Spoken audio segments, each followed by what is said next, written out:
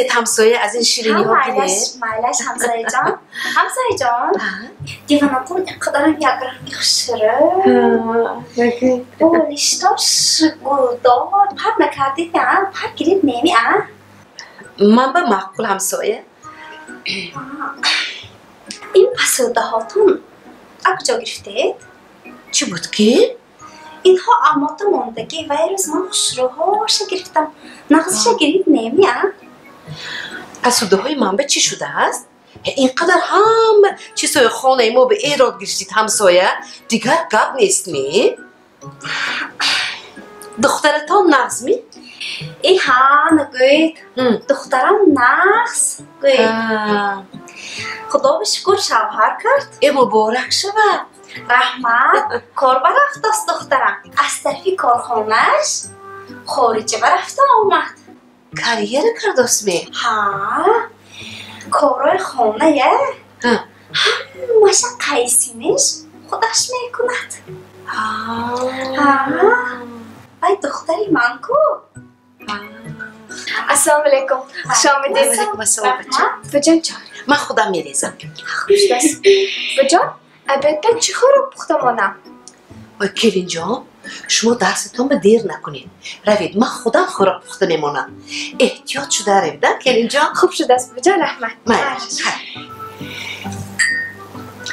اینقدر کلین به مهربان شما توبه آی کلی نه ساقبید این خیلی چیزه که خواهد کردم با نمونی یک روز نه یک روز سرطان به بلا نشود با ای همسایه برای چی ما کلینم به سخت ایستم اوبای هم دختر یک کس با ما باور کرده دادگی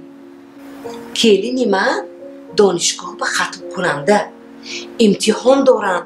کار دیپلمیشون هست آخر مونده میشوم هم من به نگاه میکنم هم پسرم به نگاه میکنم آخر من روزی دراز خانه بمیشینم یک کاری از دستم آمدگی به یاردم کنم هیچ گپ نه کلینم یک روز صاحب دیپلم شود آبروی ما همسایه آخر ما هم وقتش به کلین بودیم دختر شما کار کنه سفرهای خارجه برود کریر کند خرسند شده گپ میزنید شما به معقول ثانی کلین من یک درس برفتگیش به همین قدر گپ میزنید می کلین من هم فرزند یک کس اینه فراموش نکنید همسایه کلین ما گپ نزنید توبه کردم مایلش همسایه جان من رفتم میشیشتید بود؟ رحمت مایلش مایلش